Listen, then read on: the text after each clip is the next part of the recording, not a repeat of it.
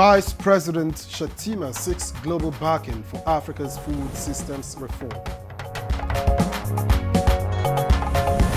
Agriculture should be market-driven, not about handouts.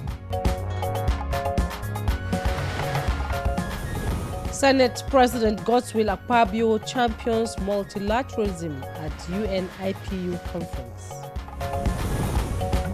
Let us build and bind our futures, not only in treaties, but in tenacity, and remain paragons of purpose. Federal government concludes engagement with Northerners, earns vote of confidence. Governance flourishes when it is inclusive. No president, no governor, no minister thrives alone. And good morning, Nigeria. Today we shall discuss issues in tertiary education.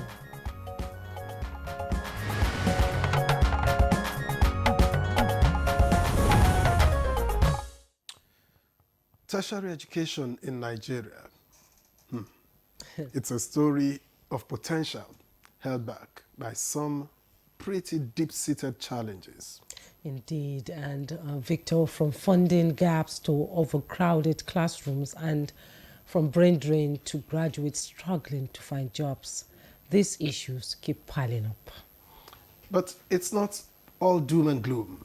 Now, the government has made some attempts, new admission guidelines, accreditation reforms, and even efforts to boost research and innovation. Right, but for any real change to happen, we'll need more than just policies on paper. It's going to take stronger funding, smarter regulations, and a bigger push for innovation and collaboration. Well said, and if we do get it right, our tertiary institutions could become engines of national development, producing not just graduates, but problem solvers and game changers. That's why today on Good Morning Nigeria, we're digging deep into these issues head on. And we'll look at our universities, polytechnics, and colleges of education, ask the big questions. What's wrong? What's working? And what needs to change? We'll also be talking to people who know the system from inside out, educators, policy experts, and stakeholders. And most importantly, we will ask them how all this affects you, the Nigerian student, parents, and employers. And I'm Juma Yusuf. Thank you so much for starting your day with us on Good Morning Nigeria. I'm Victor Azu. This is Good Morning Nigeria. We're reaching you live on the network service of the NTA. And still to come, the newspaper review with Chukudi Okolu-Gbaja. But first, let's get you up to speed with today's headlines. And Comfort Amadi is standing by with the morning top stories. Comfort, good morning. Good morning, Juma and Victor. Vice President Kashim Shettima has called on global stakeholders to deepen cooperation with Nigeria in rebuilding sustainable and inclusive food systems across Africa. He made the call during a panel on country perspectives, government-led strategies and regional frameworks during the UN Food Systems Summit in Addis Ababa, Ethiopia. Our agriculture should be market-driven, not about handouts. And the whole mantra is on increase in yield, because entrepreneurial capitalism is embedded in the very psyche of the average Nigerian. But what they are lacking is the wherewithal to place them on Jeffrey Sachs' pace ladder of development. And the whole mantra is on increase in yield. President of the Senate, Godswill Akpabio, has called on parliamentarians all over the world to stand in partnership and commit to peace, justice, and shared destiny. He stated these in his remarks at the ongoing 6th World Conference of Speakers of Parliaments hosted by the Interparliamentarian Union, IPU, in collaboration with the United Nations, Geneva, Switzerland, with the theme of World in Turmoil, Multilateralism for Peace, Justice, and Prosperity for All. Akpabio noted that the world now being a global village and nations face armed conflict, climate disruption, and youth disillusionment, Parliament should legislate to secure the future. He made the reference to the partnership in Nigeria between the executive and legislature, which facilitates passage of laws to confront insecurity and rebuild trust, citing the Control of Small Arms and Light Weapons Act, the Terrorism Prevention and Prohibition Act, and the Out of School Children Education Act as some outcomes of the collaboration. We must command. Let us build and bind our futures, not only in treaties, but in tenacity and remain paragons of purpose. As parliamentarians, let us commit to collaboration and the courageous pursuit of solutions that transcend borders and partisan divides. And back in Nigeria, the Federal Ministry of Aviation and Aerospace Development has kicked against a bill seeking to relocate the Nigerian Safety Investigation Bureau from the ministry to be domiciled under the presidency. The ministry's position was given at a public hearing by the Joint House Committees on Aviation and Special Duties on the bill to amend the NSIB Act. It is situated within the executive arm of government. You cannot get the independence we're talking about. It is only the law that can make it really stand as an independent body.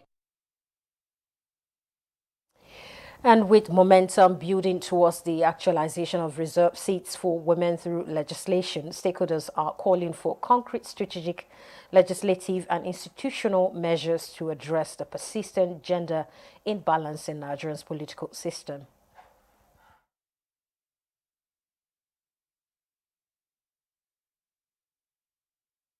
It is time to break the barriers that have hindered women's participation in politics and governance.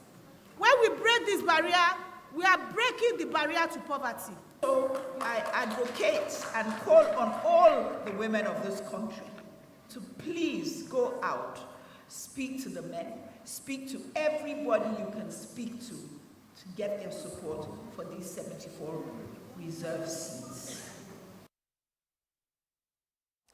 And as part of Nigeria's diplomatic engagements, the federal government is committing to strengthening relations with Ghana, including at the citizen-to-citizen level. This is when Nigerian Minister of State for Foreign Affairs met with the Inspector General of Police Ghana, Christian Tete Yohuno, at Kotoka Accra International Airport. A statement by media aides to the Minister of State for Foreign Affairs, Magnus Eze, disclosed this after the minister concluded her two-day visit to Ghana. Magnus noted that the visit was aimed at addressing the welfare and security of Nigerian diaspora community residing in Ghana. Bianca Ojukwu had high-level meetings with presidents of Ghana, the foreign minister, including traditional rulers, as well as Nigerian community based in Ghana. A two-day interactive session held by Sir Ahmadu Bello Memorial Foundation in Arewa House, Kaduna, has passed a vote of confidence in the Tinubu administration. The communique equally called for an increase in economic and security reforms to sustain the gains recorded within 2 years. Governance flourishes when it is inclusive. No president, no governor, no minister thrives alone. That's the news. Good Morning Nigeria continues with Jume and Victor after this time out. Have you heard the news? The federal government of Nigeria, through its direct benefit transfer program, has started the disbursement of 75,000 naira per household in 3 installments of 25,000, 25,000, 25,000 naira. Each recipient must have a validated national identification number, NIN, to receive the payment on behalf of their household members. To benefit, your household must be in the National Social Register of Poor and Vulnerable Households in Nigeria. The federal government's direct benefit transfer program is helping to reduce the effect of suffering while promoting financial and economic inclusion for the poor and vulnerable population in Nigeria. Afam Bogeneka, Ebim Nagara Dimawa Village, Abuja, Nazo Afeba. So Esom Nandi register na NSR government register with my NIN. So government wears them ATM card. Njiwe wete 25,000 naira 3 times. And ega hayam keta barumuru na dem. Eji megoro makamihe. Jikweru mehen dozo. Thank you. This message is brought to you by the Federal Ministry of Information and National Orientation, Federal Ministry of Humanitarian Affairs and Poverty Reduction, in collaboration with the National Social Investment Programs Agency, National Social Safety Net's Coordinating Office, and the National Cash Transfer Office.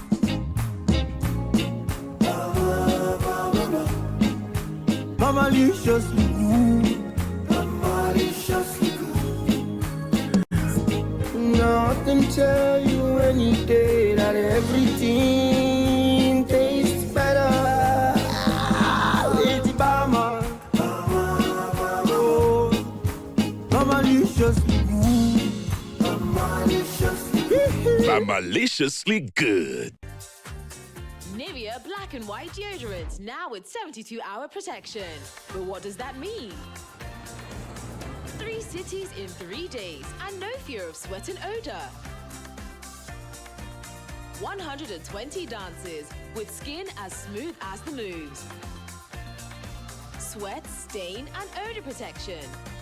Nivea Black and White Deodorant. Skin is for embracing life. Nivea is for skin. Eligible candidates can turn their passion for broadcasting into profession by applying to NTA Television College, Rayfield, Jos, an affiliate of Ahmadu Bello University, Zaria.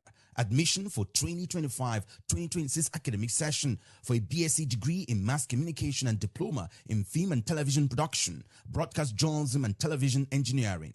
Entry, JAM admissible score not less than 180 and 100 respectively. NTA Television College as a training hub runs specialized courses in media-related area and other professional fields. For more information, log on to our website at www.ntatvc.edu.ng. Announcer Management. Hey Nigeria, ready to breathe cleaner air and save money? Let's talk about gas. Drive with CNG, the smart, cost-effective choice. Fill up for less and travel further. Save money, save the planet. Switch to LPG for cooking. It's cleaner, healthier, and better for environment. Say goodbye to smoke and eye problems. Do you know Nigeria is a gas nation ranked 9th globally with over 209 trillion cubic feet of gas reserve? Gas isn't just for cooking and driving. It powers industries too. Cleaner, cheaper, and more efficient. And the best part, conversion centers are popping up everywhere. It's never been easier to switch to gas. Join the cleaner energy revolution. Choose LPG for cooking and CNG for your vehicles. Clean energy for brighter future. This message is brought to you by the Office of the Honorable Minister of State for Petroleum Resources, Gas, supported by the Nigeria Midstream and Downstream Petroleum Regulatory Authority, NMDPRA. The Nigerian national flag represents our country's history, culture, and identity. It was designed in 1959. The colors are Emerald Green 2.0, which represents agriculture, and Immaculate White represents unity and peace. Know how to handle our flag. Illuminate the environment or don't fly the flag overnight. Do not fly a dirty or tattered flag. Take such flag to the nearest National Orientation Agency office for proper disposal and replacement. The national flag can only be flown at half-mast on the directive of the federal government. The national flag must be flown at the same or higher height when displayed alongside other flags. Don't burn or allow the national flag to fall on the ground. Do not print, decorate, modify, or insert the coat of arms on the flag. Our national heroes are not buried with the flag. They are honored by presenting it to their next of kin during interment. Respect our national flag. Be a real Nigerian. This message was brought to you by the National Orientation Agency, NOA. Thank you for staying with us. Let's see what's buzzing on the front pages of the morning.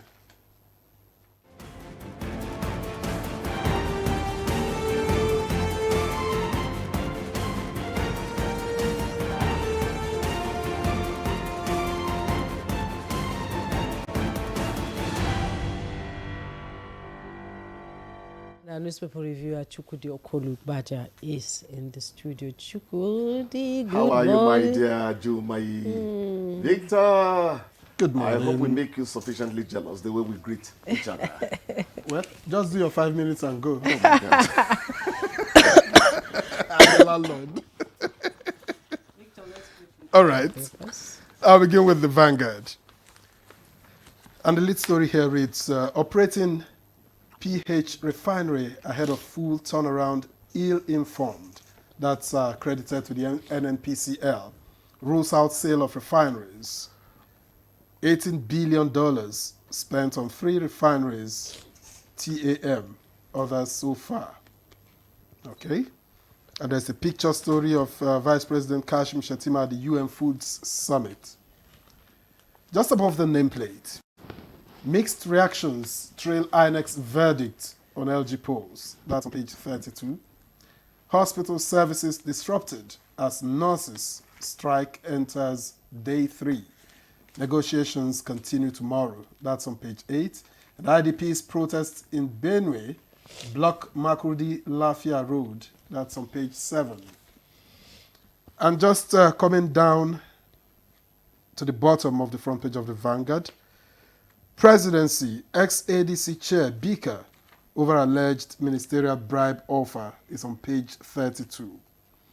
And just a tiny, looks like a tiny story. Sports, my generation was robbed. That's credited to Patience Avre. Then Nigeria was heading for 12 trillion naira subsidy debt. That's according to the PCNGI. It's on page 8. Phantom coup. Labour Party alleges harassment of leaders. That's on page 9. And that takes us to the blueprint. And there's still that story related to the Port Harcourt refinery. NNPCL rules out sale of Port Harcourt refinery, reaffirms commitment to full rehabilitation. Indeed, and above the nameplate, Anambra, pregnant nurse murdered, body parts sold to native doctors. It's on page 9. And below the nameplate, we are committed to protecting press freedom. That's according to Information Minister Idris, page 18. Keyamo hosts Mon Fri, Qatari investors, sector eyes investment boost on page 21. And in sports, Chan, home-based Super Eagles seek win against Zanzibar is on page 32. And just one more at the bottom, too many stories here. How North's fiscal position waxed stronger under Tinubu regime is credited to Bagudu. Cites huge critical infrastructure across states. Size allocations rose by over 340%. FG, states debt dropped by 33.4%. Jumai. Yeah, okay, let's quickly go to the Leadership newspaper. And the Leadership newspaper above the masthead. Only Tinubu can end Zamfara insecurity, not Governor. Lawal, says Shinkafi. Details on page 25. IBB demands laws to guarantee democratic dividends. Find the details on page 29. And below the masthead, we see trending. FG working to avert ASU strike. That's coming from the Minister of Education. And LCCI orders slam NNPCL's no-sale decision on Port Harcourt refinery. Find the details on page 8. Communal clash in Gwagwalada leaves 1 dead, 31 houses burnt. Details on page 8. And patients stranded as nurses' midwife strike hits hospitals nationwide. Find the details on page 4. And at the side piece of the picture story, North has no regret supporting Tinubu. That's coming from Bagudu. Traditional Council, no plans to make Sultan Oni permanent chairman, says Etsu Nupe. You find the details on page 8. Coalition is not about Atiku's 2027 ambition. That's coming from the ADC. Details also on page 8. 6 children die in Jigawa boat accident.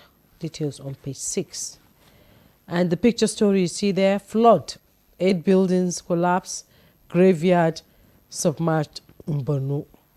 You find all the details on page 4. Some flooded areas in Maiduguri. That's what you see there. It's quite an unfortunate situation, Mr. Chukudi. Hospital services disrupted as nurses strike enters day 3. The job of a doctor, according to somebody who should know, is different from the job of a nurse. All the same, the nurse is very important in the chain of healthcare delivery. The doctor comes with his expert eyes, looks at the patient, drops one or two instructions, walks away. The real toil is carried through or carried out by the nurse. And the so midwives. the nurses and the midwives, I've had reason to interact with them in the past 33 days. It's still ongoing for me. So I know what I'm talking about. We pray that the warning strike, I think it's going to last 7 days. I think so. It's not indefinite.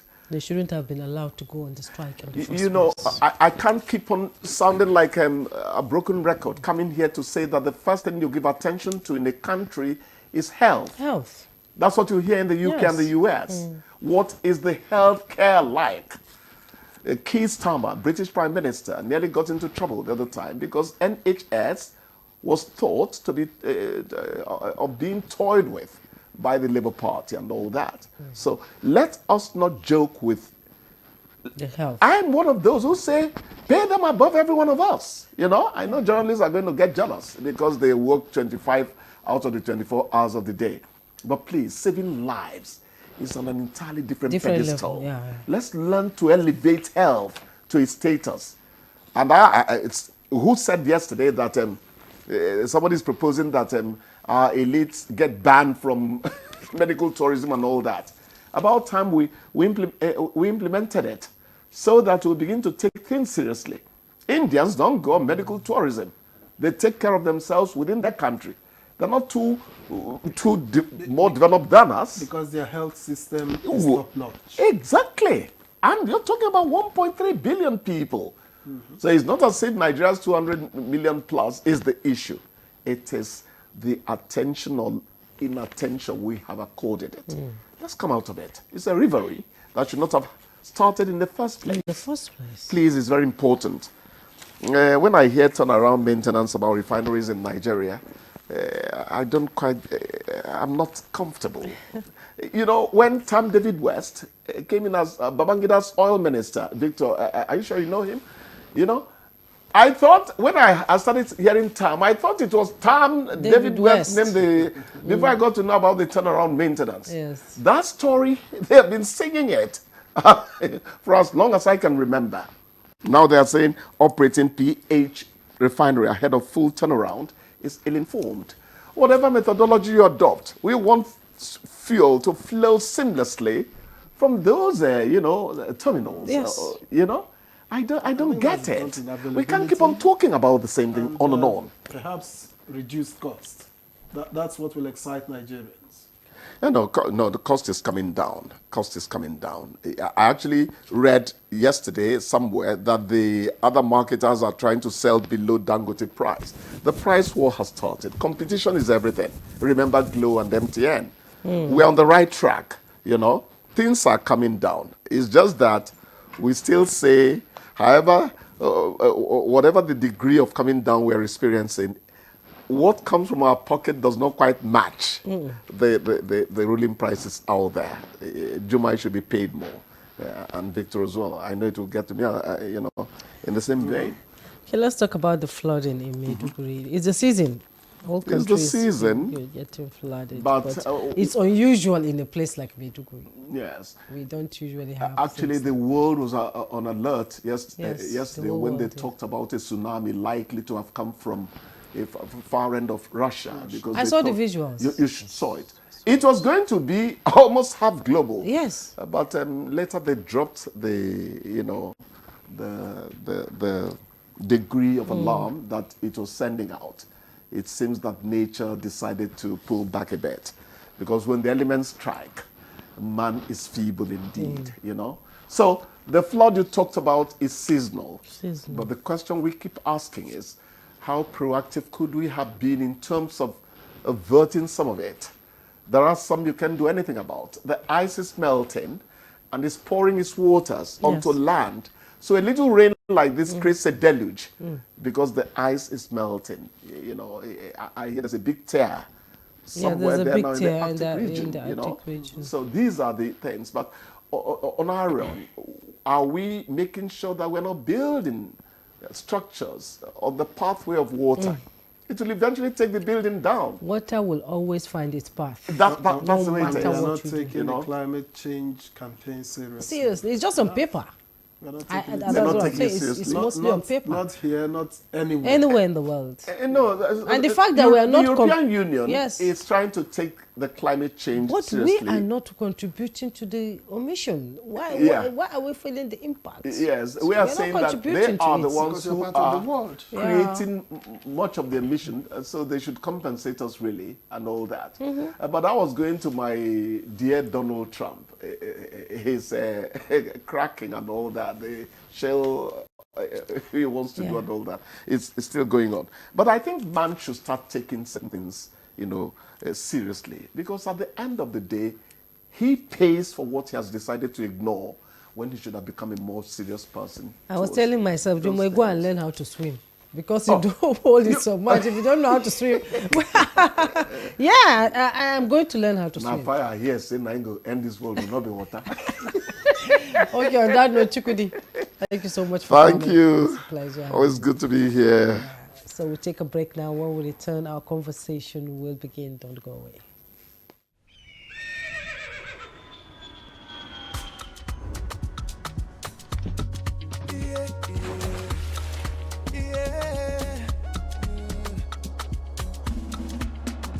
From the Atlantic across the savannah to the Sahara, we rise, a land of the free, we know they tire.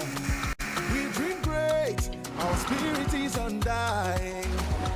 Resilient, rooted like palm tree, we sway in colors, with undying demand. We make solutions, we ignite passion, yeah. Ethnicity is unique, we know more than just a nation. We are Nigeria, strengthened in unity. We know they carry lives. We are Nigeria, together live the dream of a land with great destiny. We are Nigeria. I am the real Nigerian. Brought to you by the National Orientation Agency, NOA. Nivea Black and White Deodorant, now with 72-hour protection. But what does that mean? 3 cities in 3 days and no fear of sweat and odor. 120 dances with skin as smooth as the moves. Sweat, stain and odor protection. Nivea Black and White Deodorant. Skin is for embracing life. Nivea is for skin. We're not in a romantic relationship, we're in a dash. Brotherly relationship. Friends with benefits. Yeah, very bad boy. No. Family relationship. Who be your family? Situationship. Are you in a situationship? It is well. Survey says... Hey! Onenge is my girlfriend. Good dodge. Thank God. Say I hacked. An oversized shirt is okay to wear, but an oversized dash isn't. Skirt. Bra. Shop. Pants. Whoa. Name something you add to your text to make them more interesting. Emojis. Stickers. Pictures. The way my back at the breathe, at the yada. Gifts. Survey says. My birthday.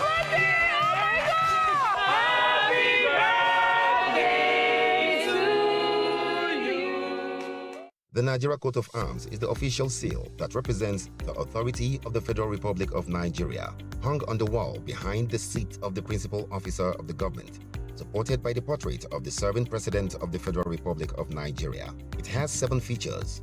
The black shield stands for Good Earth of Nigeria. The silver wavy band stands for the confluence of rivers Niger and Benue. The 2 white horses stands for dignity. The yellow flora is a common wildflower throughout Nigeria. The red eagle stands for strength. The wreath is in our national colors of green, white, green. The motto, unity and faith, peace and progress, is written on a beautiful yellow ribbon, and it's a maxim for all Nigerians. Be a real Nigerian.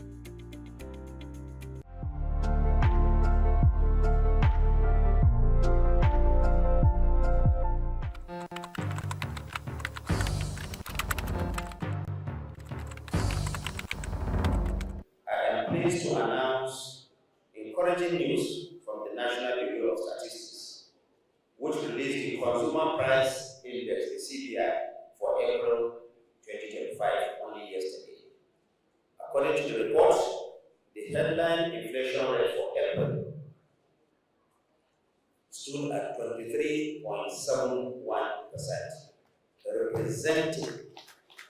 This represents a decrease of 0.52% from the 24.23% recorded in March 2025.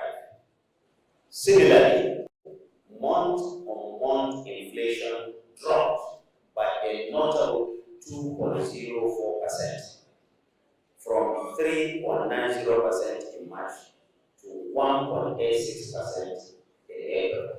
This, of course, did not just happen by chance.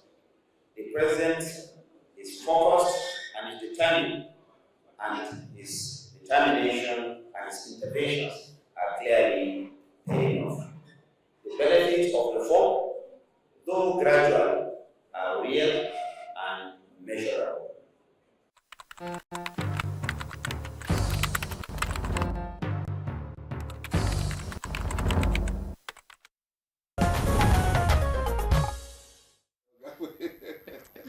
You're welcome back, and you're still watching Good Morning Nigeria. Now let's take this background report to push our conversation. Education is key to human development, and beyond every other, it rather gives leverage for growth and economic development. This amplifies the essence of attention on a nation's tertiary institution. In Nigeria, this is as well the same.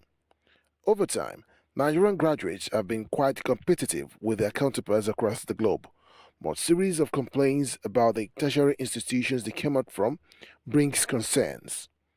For a long time, the Nigerian tertiary education has been faced with numerous challenges, including the inadequate funding, dilapidated infrastructure, brain drain, corruption, and a mismatch between the academic programs and the needs of the labor market, amongst others. Frequent industrial actions by academics and non-academic staff have been said to be a major problem, as it disrupts academic calendars and hinders the learning process. Concerns as well exist about the mismanagement of funds and instances of corruption within some institutions, diverting resources away from essential academic activities. These have actually caused the decline in quality of Nigerian education, aside the fact that the mismatch between academic programs and the needs of the job market leads to high rates of unemployment amongst graduates, hence hinders national development, which has been said to be the cause of the continuous brain drain. Experts say by tackling these challenges, Nigeria can strengthen its tertiary education sector and position it as a catalyst for national development. But how earnest can this be done and achieved, and what should be the priority to achieve these? Our guests will be answering these questions and more shortly. All right, many thanks, Oyeyam Yajayi, for that background report. And to begin our conversation on issues in tertiary education in Nigeria, let me make welcome first here in the studio Professor Christopher Piwuna, President, Academic Staff Union of Universities, ASU. A pleasure to welcome you to Good Morning Nigeria. Thank you very much. Let me also introduce Professor Andrew Haruna. He's Secretary, Committee of Vice Chancellors of Nigerian Universities. We thank you for coming. Thank you, sir. Thank you. And also joining us here in our Abuja studio is Professor Umaru Pate. He's the Vice Chancellor, Federal University, Tertiary, Gombe State. He's also the President, Society of Nigerian Broadcasters. You're welcome to Good Thank you and good morning. It's a pleasure to have you join us. All right, let's begin with ASU, and for a reason, because ASU has the responsibility of picking out those things that we may not see. So I'm asking, what do you consider the biggest threat to tertiary education in Nigeria today? Well, thank you very much, and thank you for this opportunity to talk about some of these challenges that we've continued to face in Nigerian universities. I think if you just go back history about tertiary education in Nigeria, whether it was the Cookie Report of 1981 the Gray Longe report of 1991, the Etsunupe report of 93, or the Vision 2010, Vision 2020. Each of these reports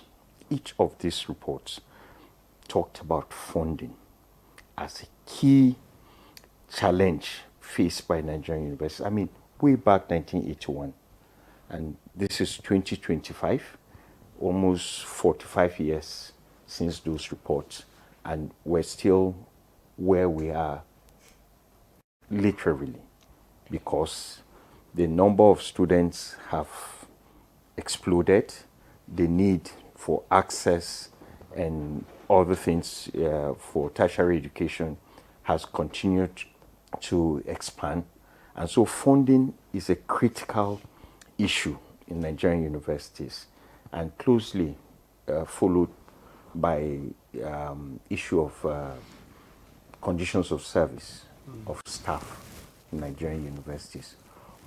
So for us in ASU, we think funding is a critical thing, and that was why after the 2009 agreement, we also raised concerns about the state of our universities, which gave birth to the needs assessment report of 2013.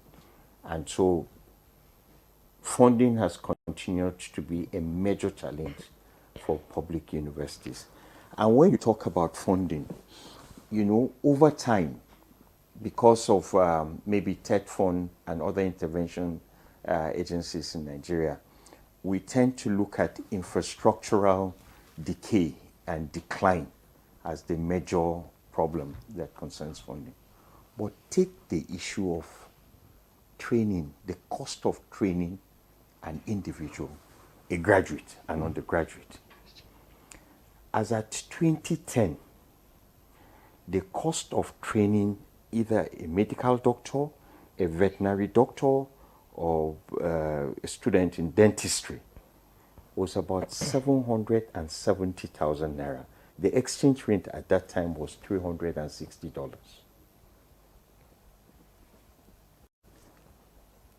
Someone who's studying agriculture, the cost of training him way back then at this exchange rate was about 370 or so. Look at what we have today as the exchange rate and the number of students. So when you look at a university that has full accreditation of a program and the cost of training each of these students, you will see that the issue of funding is so ugly in Nigerian universities. That is outside this infrastructural issues that we think funding would address. So even to train a student in a program that has full accreditation, the library is there, the laboratories are there, the hostel is there, light is there, excluding the cost of living. So funding is very central.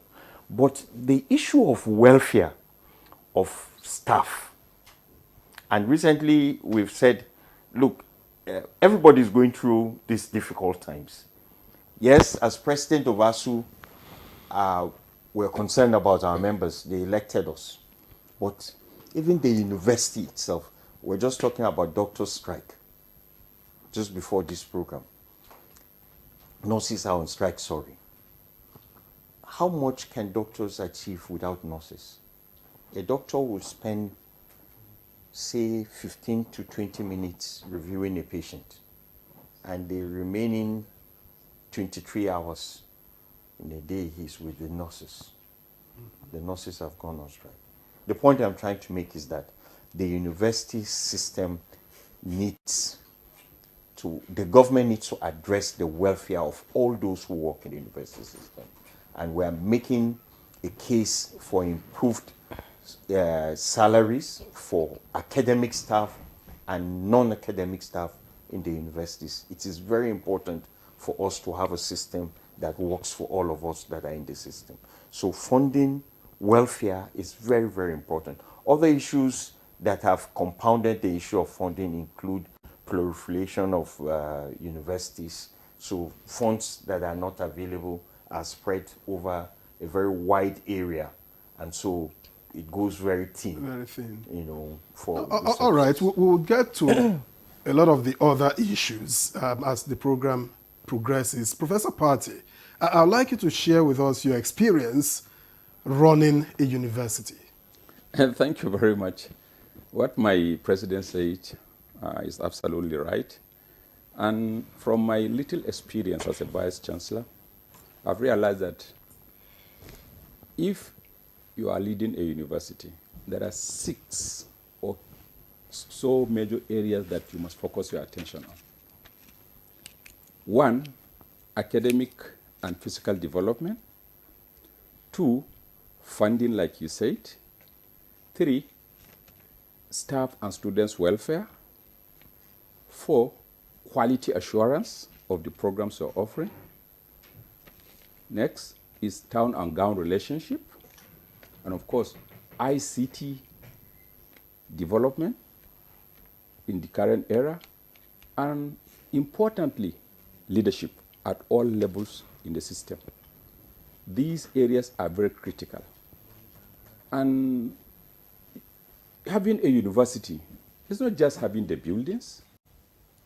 The number one element in a university, the staff, the quality of staff that you have to run the system. You don't go to a university simply because there's a huge building or a very beautiful structure there.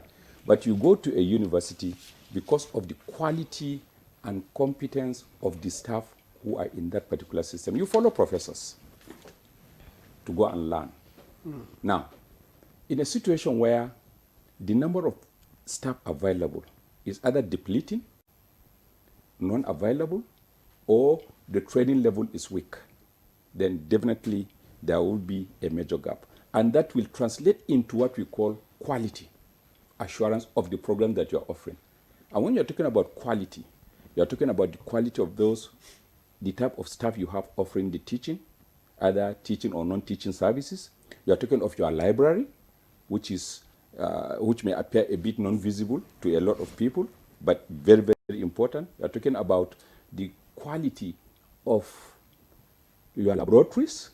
In any university where you have to close down your laboratories, you have to close down your library after official working hours, either because you don't have electricity or because people are on strike, then that university is not designed to be great.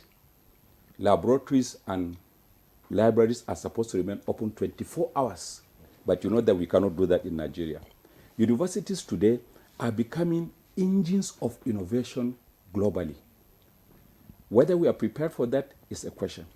Then, issue of staff and students' welfare. The ASU chairman is here. When I started as a graduate assistant, my salary around 300, maybe 320 or thereabout, could give me up to $150 or more.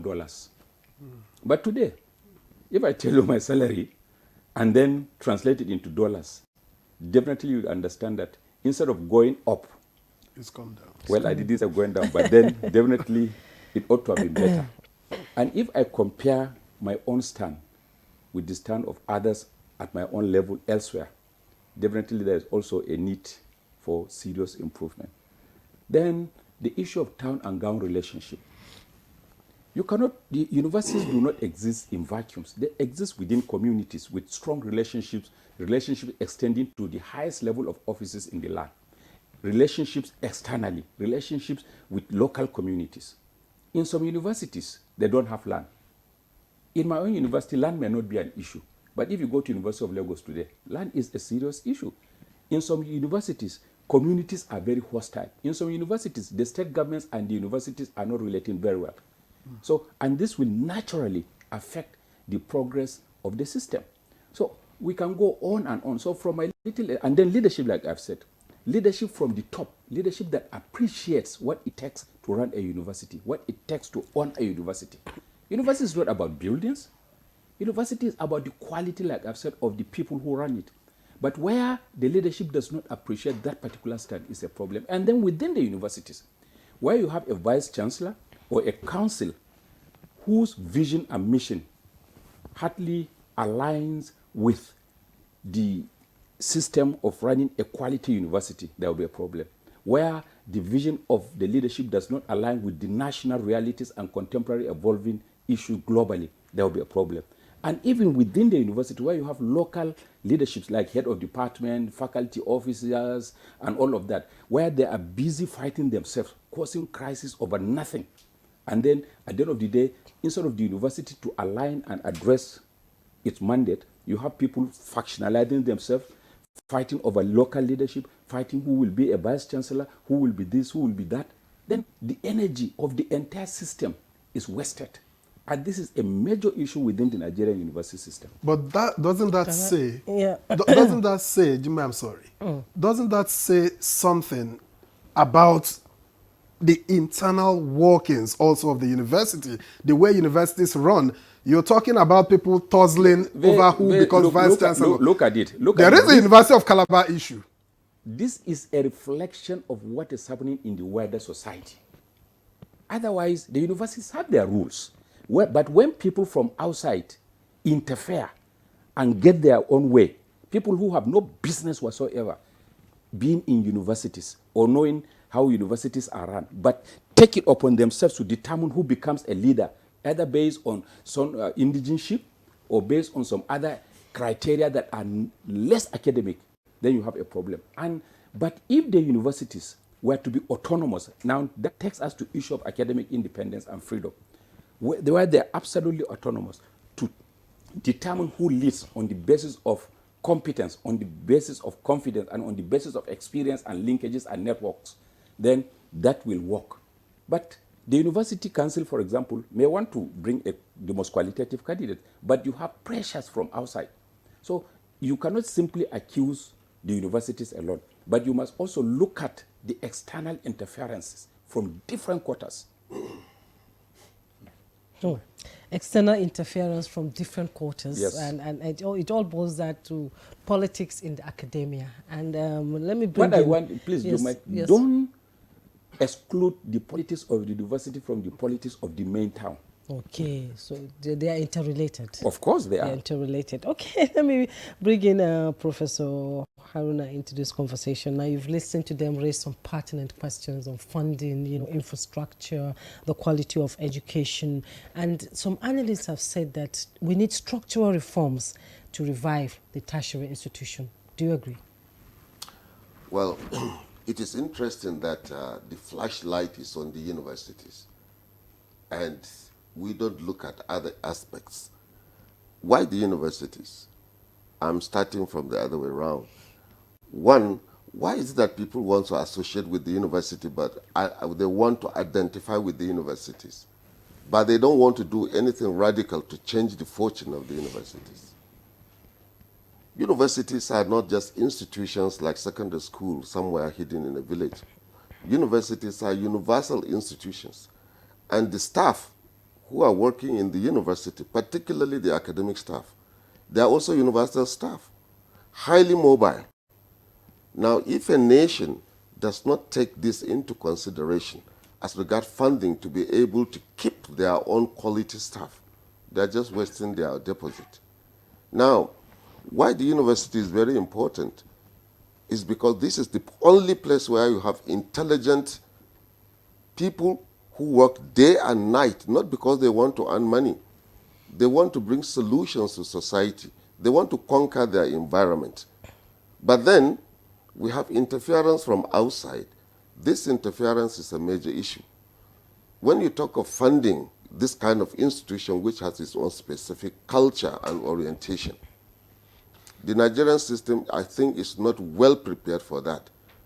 Today we have 76 federal universities, 68 state universities. These are public institutions. We have 159 private universities, which brings a total of 299.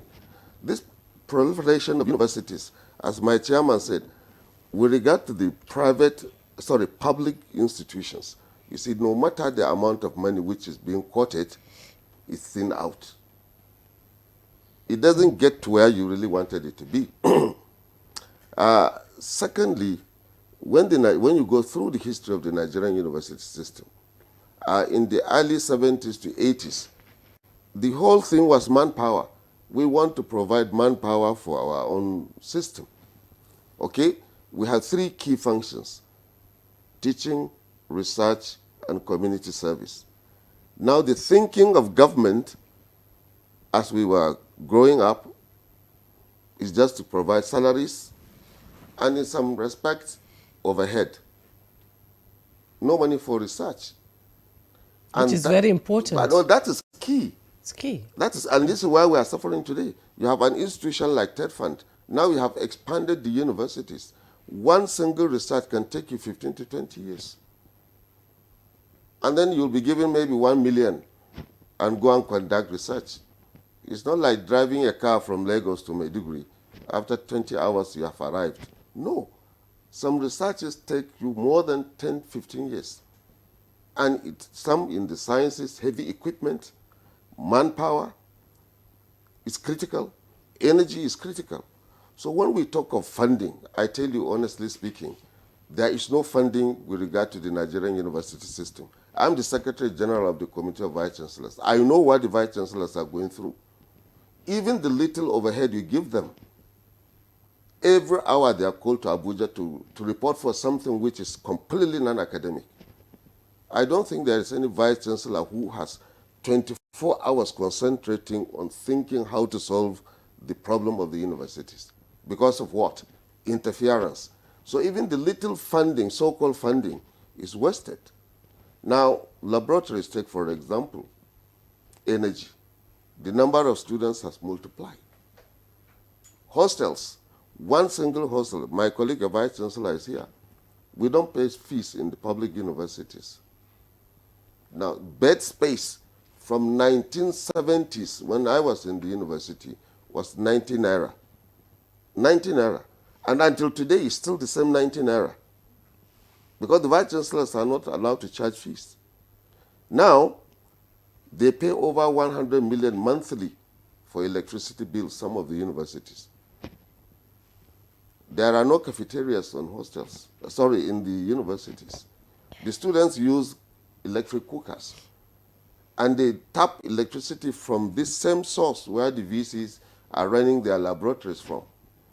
And if they increase charges, there is going to be trouble.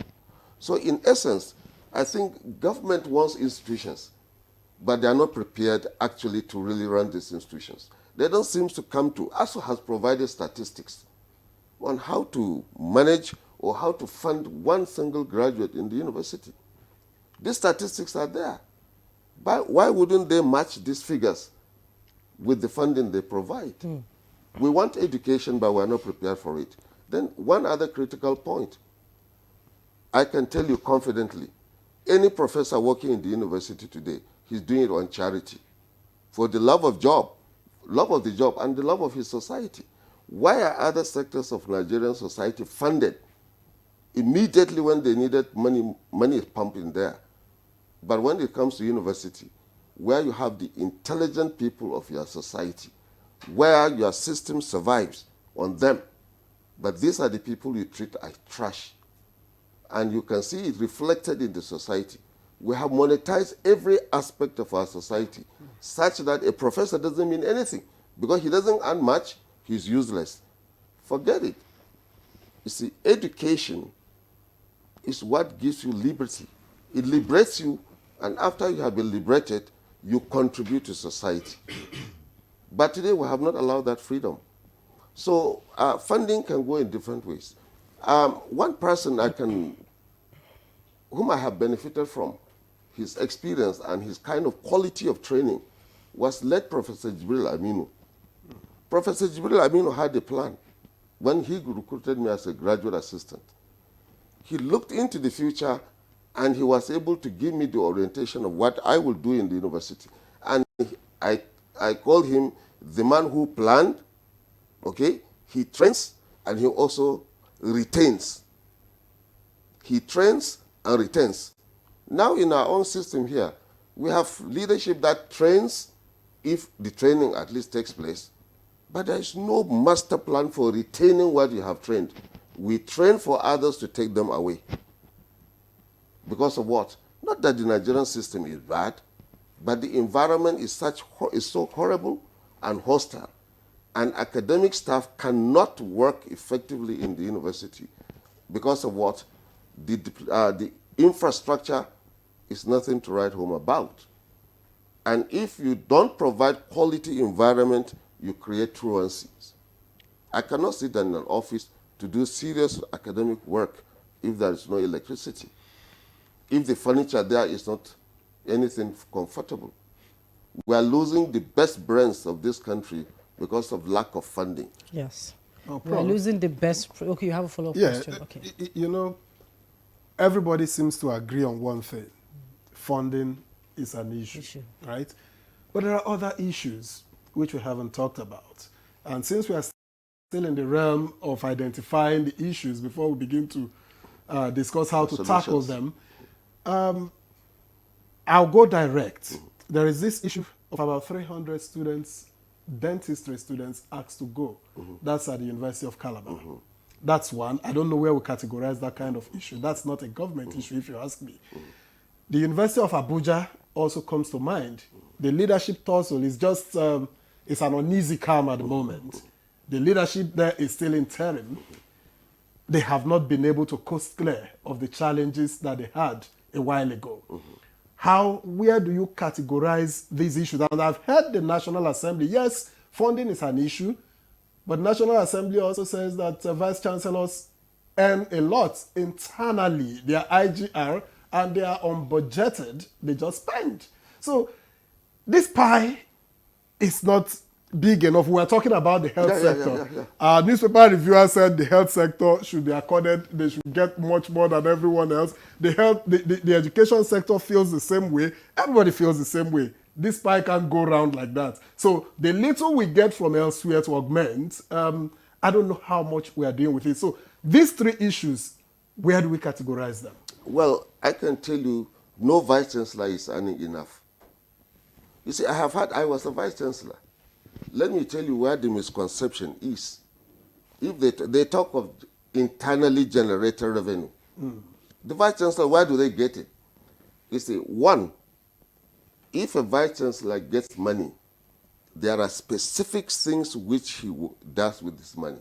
Now, if you collect 200 naira from a student to give him an ID card, that money goes to this ID card. If you collect 5,000 so that you can clean the toilets, buy detergent and what have you, that's what you employ to provide quality environment for the students.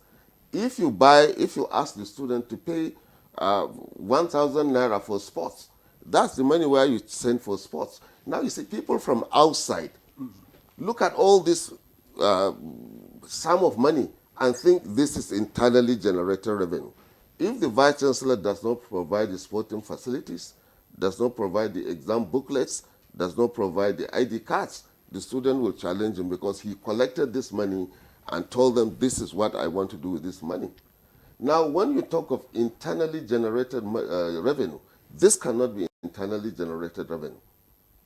And the total sum of this, when it is looked into the account of the vice chancellors, you get people from all aspects we want to go for oversight to look at what goes on there.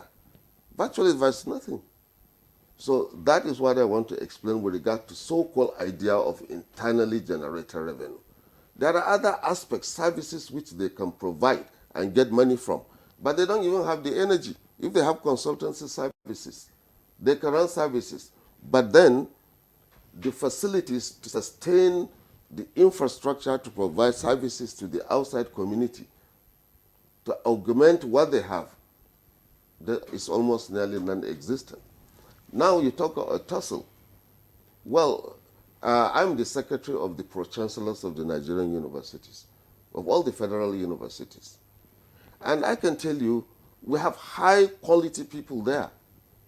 But then even they themselves, when they manage the universities, there are quite a good number who are independent-minded, doing things according to the law, because these are men and women of integrity. But I tell you, sometimes the pressure from outside, the interference, conflicting circulars from the ministry, denying them this autonomy which they ought to have. It's enormous. So the issues are not just straightforward as it is. But I can tell you, governance interference in the university is critical. And unless we allow the universities to run the way they ought to, even the pro-chancellors are finding it extremely difficult to manage that. Will you attribute the University of Calabar issue to interference as well? Well, I'm not from the University of Calabar, but I received information from the Vice-Chancellor since I am the That's why I'm putting it to you. Yes, but there are many, it's multifaceted. You know, it's not so easy to say this is the point, you know. But I am sure the governing council and the Senate of the university, with the management, they will be able to solve the problem. They over-admitted. Yeah. And you're asking 300, someone, a high-ranking person in the university even says that 300 students should go learn a trade, quoted as such. Well, I can after tell 300 level. Yeah. A vice-chancellor will have a quota of 200 people to admit. He has closed admission or he is about to close admission. You get the pressure from somewhere else, from the blue. You got to do this. If you don't do this, this is the sanction you get from another direction. All right? I'm not saying specifically that is the case with Calabar. The Vice-Chancellor will be able to answer. But I tell you, most of the problems the Vice-Chancellors face is interference from outside. Before I round up this session, let me give you an example. Even the recruitment exercise, a Vice-Chancellor cannot recruit even a graduate assistant. And a professor who is there, who knows the quality of the kind of people he will work with, they are not allowed to do that. Now you have to go through a chain like a normal civil service job. Go to this office to get clearance. Now, when you go to this kind of offices to get the clearance, sometimes you don't end up with the quality staff you wanted to recruit. Because of what? Because of this kind of interference that comes in. For recruitment and for admission, Vice-Chancellor should have no pressure from outside, then you will see the kind of quality they produce. Because no Vice-Chancellor was appointed just because he is a professor. He earned it. Professorial position is not a political position. I said it severally when I was VC. Unless you catch me on corruption, I can abandon the job. It's a thankless job. I have not lost an election if I leave the position of a Vice-Chancellor. But then people attribute many things to the office of the Vice-Chancellor. For most cases, not because the Vice-Chancellor is bad. Interference. I can go on and on. I have several examples to give you. But most Vice-Chancellors are not given the opportunity to do what they had actually planned to run the university system. They don't have the freedom to implement issues in the university. Because very minimal, if there is that very freedom. Very minimal because of political interference and politicking. Yes. Okay, don't forget to send in your messages as you contribute to this conversation. We'd love to hear what you have to say. And if you have questions for our guest here in the studio, please send them. And don't forget to make it short and simple, and then put your name there. Let me return to Professor Poyona into this, this conversation. Professor Haruna has said a lot of things, especially, research, brain drain, and all that. And I know as ASU president, you bring all these things to the table when you negotiate with government. Now you've been sending some signals to government saying that if you don't do this, we'll go on strike. If you don't do this, we've not gone on strike for a while, and students have been able to achieve some things. So how much of the federal government promises have been implemented since the last strike and since the last agreement with government? Thank you very much. Just before I answer that question, I'm interested in these dental students in Calabar. For you to get accreditation, there are certain things you need to put in place. For instance, in dentistry, the dental chair alone, there is a minimum number that you need to have. They are very expensive. I don't know the exact figure, but one chair is close to 15 or 30 million naira or something like that. And the accreditation is very limited. So it takes us back to this issue of funding. If Calabar had been properly funded, by government. It's not just the issue of the university. It's those who fund the system. If Calabar had been properly funded, they can afford the minimum number of, say, dental chairs that are required. Staffing, very critical. Dental lecturers are very scarce. They are very scarce. And so it needs some very meticulous planning to get their full accreditation and all of that. And so it is just, in addition to what Professor Aruna said, besides the pressure for admission, there are basic things that need to be in place for you to get, accreditation to move. There's hardly any dental school in Nigeria that has more than, say, 20 at a time. So to go to 300, it's unthinkable. But I hope that they will be able to solve it, because the students are not part of the problem. They didn't generate the problem. And I hope that the university and the government, I'm aware that the federal government recently, after the Ukraine problem and people coming back, some students, give some leverage to universities to expand accreditation and all of that. And perhaps the CVCNU, led by Professor Aruna, can also help universities to help them, speak to universities to help them absorb some of these students, for those of them who have spaces. There are medical colleges now, universities now in Nigeria, whether it is Otupo, Azare, Unimedo in Ondo. There are quite a number, and I believe that your office could also help these students in speaking for them. Back to your question on the issue of promises by government. The position of our union right now is that we're tired of promises. We're tired of words. What we need is action. It is only action that we will respond to. If there is no action on any of the issues that are before government, we will act. We started renegotiating with government this 2009 agreement in 2017. We started with Babalaki, SAN, went to Musa Ali Jibril, went to late Professor Nimi Briggs. Now we're with Alhaji Ayali Ahmed. Excellent human beings, except one. Excellent. You're not going to name the one. No, I'm not going to name it now. Except one. We've worked with them. We have always agreed with the government side on a draft agreement, except with Babalaki. We've always agreed. We agreed with Musa Ali Jibril. We agreed with Nimi Briggs. We have agreed with Yahya Ali Ahmed.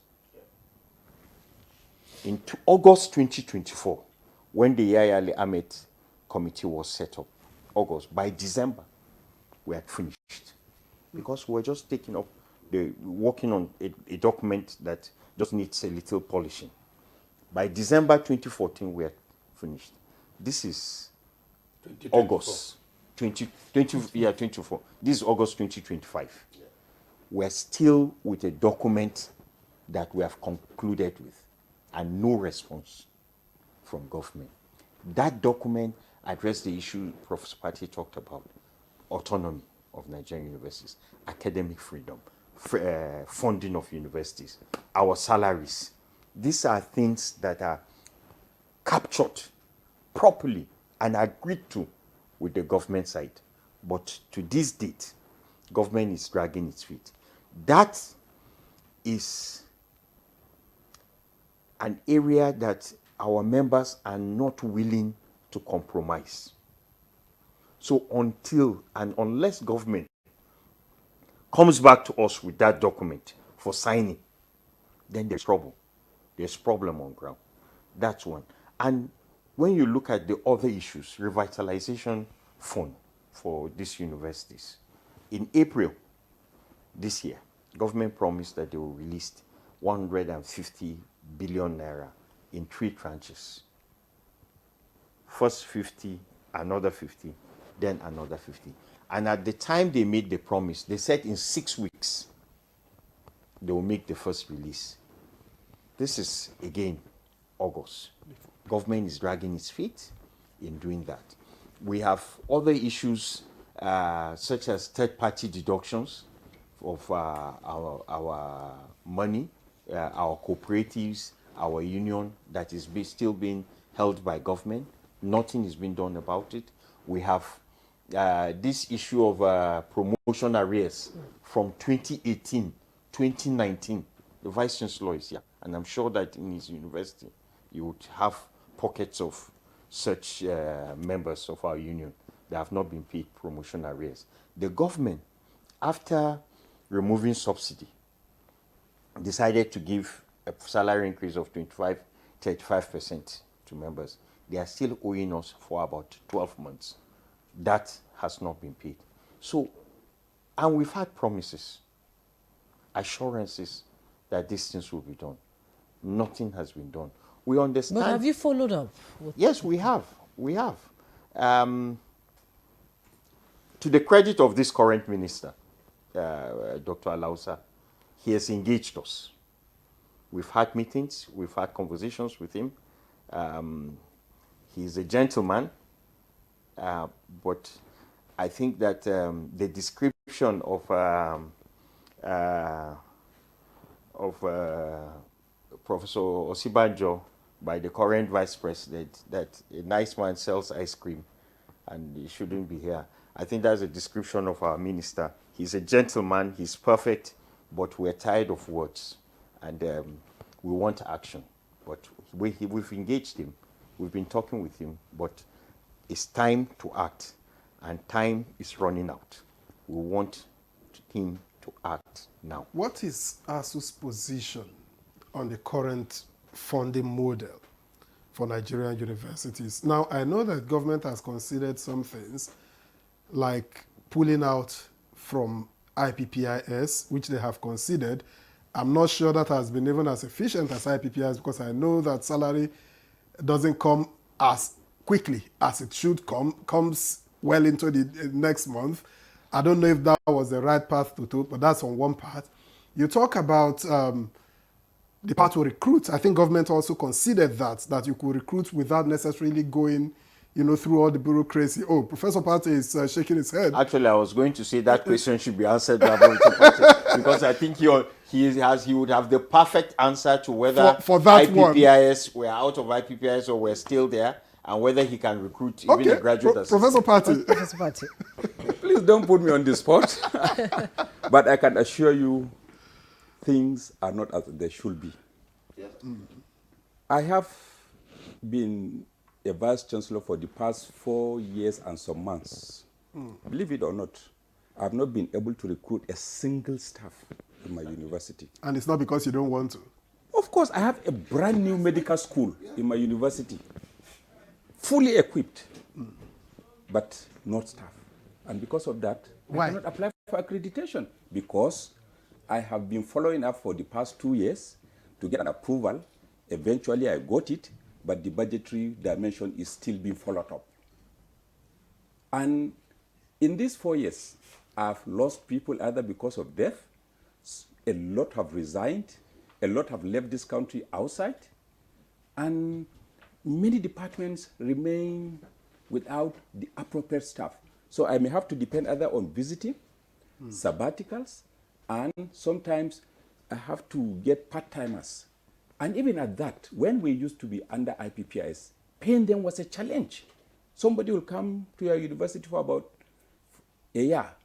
He could hardly be paid by IPPIS once or twice. You follow up. But now that it has been transferred to us, we are trying the little that we could, except for the delays. Now, in many of the universities, recruitment is a major issue. And you have to go to 5 or 6 different offices.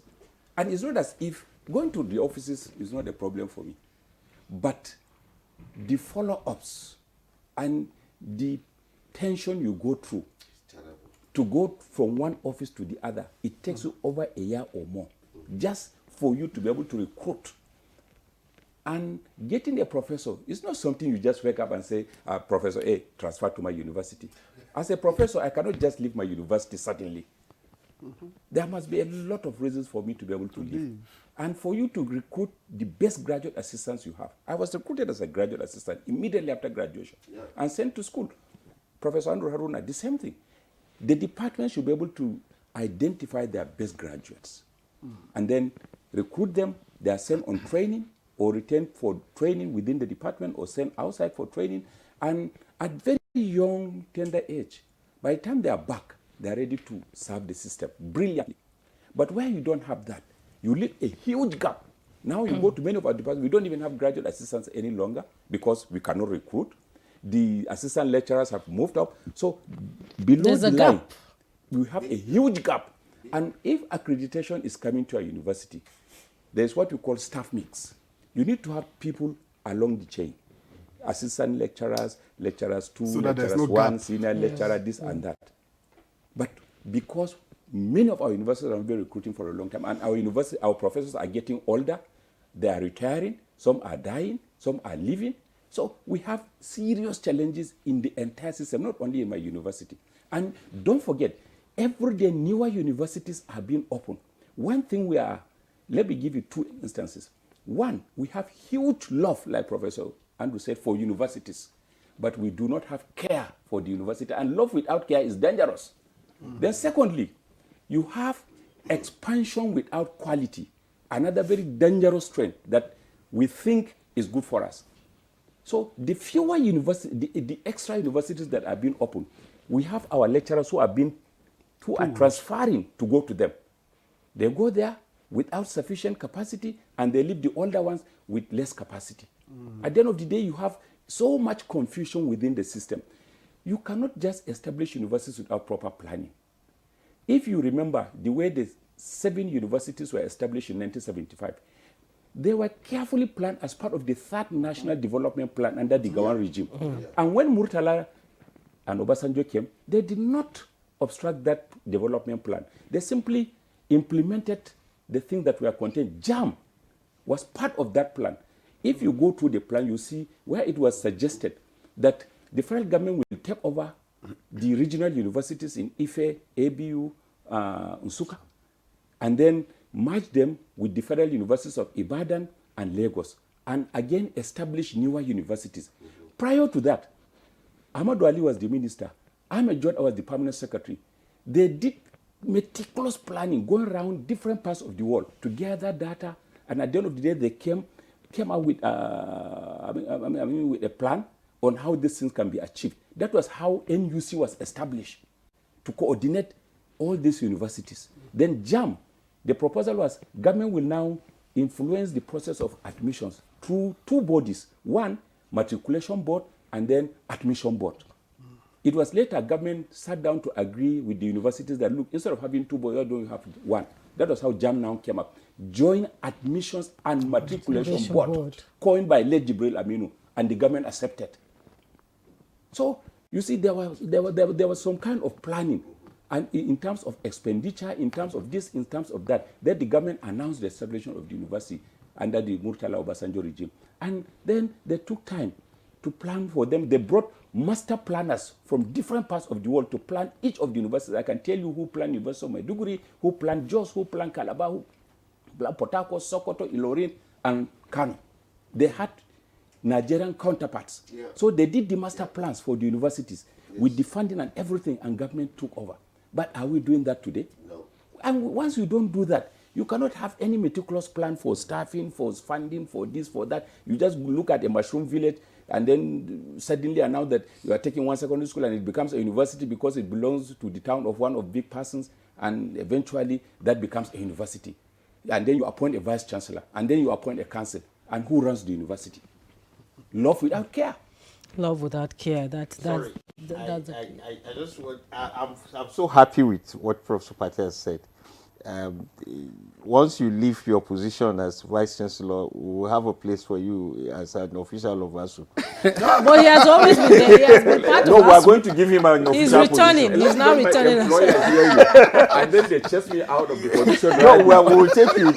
But the point that he has made, Yes. is this issue of he was very honest about how IPPIS is operating and the problems that they face, the challenges of funding, the planning. But they haven't solved the problem either. No, but Because if salaries will be coming sometimes almost 2 weeks into the new month. Well, on that, I was just identifying with some of the things she said. We personally don't think our vice chancellors are doing enough in terms of our salaries. Okay. Now that's the problem. We don't know what some of the challenges they have. But when our salaries are delayed, the best we get from our vice chancellors is a letter from the boss saying salaries are delayed. So what? I mean, why are our salaries delayed?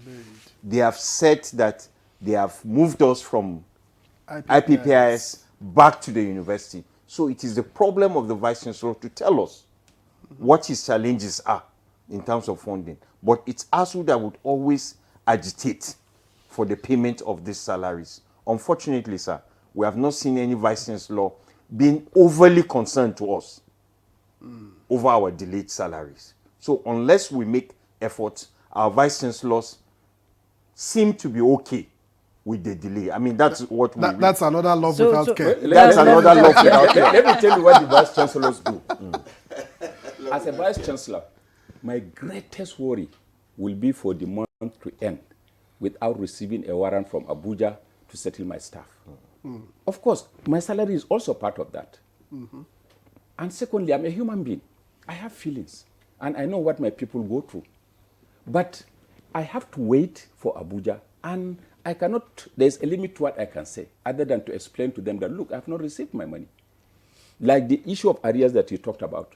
Only that I wouldn't want to give you what we have been doing in my own individual university, because we are talking about the university system. So all we do is we have to contact the officer of the accountant general. Please, when are we have our desk officers. When are we getting so? When they say, oh, we are working on it, we are working on it. So what else can you do more than that? Since I do not have control, we have to wait for the end of the month to receive a warrant for us to pay our staff. So that is the challenge of every vice chancellor. And there's a limit to what you can do. Since the money is not with us, for us to be able to credit our staff's account. Okay. Yes, we are out of IPPIS, but there are other ways through which some people are still exercising that unwarranted control over the operations of the university. Unwarranted control over the university. Then we have some messages from Nigerians who want to ask questions and contribute to the conversation. Let me begin with, he didn't put his name there. You should always put your name so that we can identify you. Listening to the VC of the university from Gombe, re-emphasized my personal study that many universities in Nigeria are politicized, that merit is no longer a criteria, but other standards that are inimical to ensure that the universities retain the name Ivory Towers.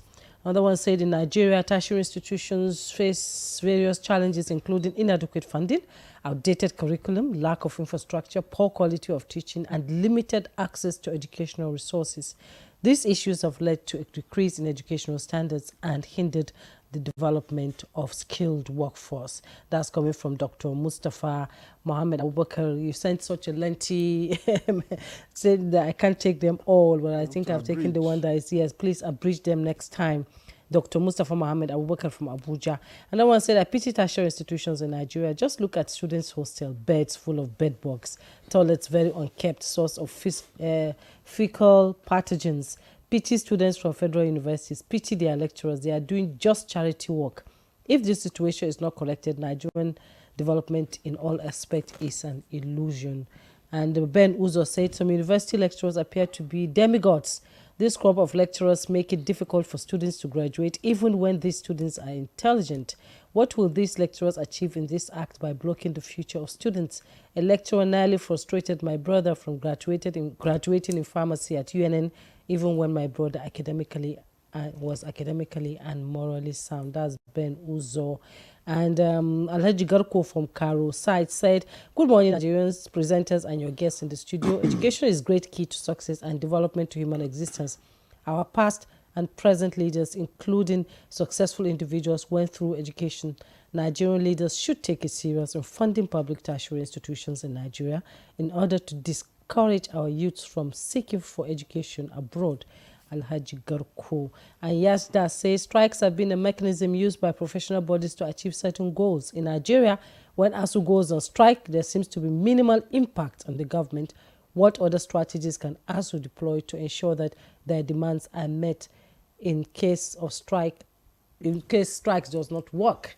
There are so many. Victor, you can take some. No, we'll deal with these ones. If there are responses, then we can. I don't want to say there's interference, but yes, there's interference, but the prof is economical with the truth. Too much collection from the universities, debtal faculty courses registration. Each student spends up to 150,000 and above for this registration. Some course registration are as high as 15,000 naira. Federal universities are even more expensive than private. Do you agree with that? We need evidence. Yes, another one say, morning NTA, please. I don't think our school is under NUC and they are still operating, wasting our time. I think it is high time the government step into this. The name of the school is Melwa International University, Masaka. Please look into this. Thank you. I think that you will be able to respond to that. Another one says, it's a shame that universities in Nigeria have to go on their knees begging for funding and a justifiable remuneration. It is needless to remind our leaders that education is the bedrock of any developed society. Why are senators and honorable members earning millions monthly beside the constituency projects allowance given to them or on a quarterly basis, yet mostly divided? That's coming from Jumari Fatima. To the ASU president, why are you not giving priority to academic staff welfare? The federal government gives federal employees 25% of their salaries, but you are not following for academic staff. That may contribute to brain drain of the academic staff. I want to say good morning, my distinguished guest, professor in the studio. I'm highly impressed with your honest discussion on the problems faced by the university system over the years in this.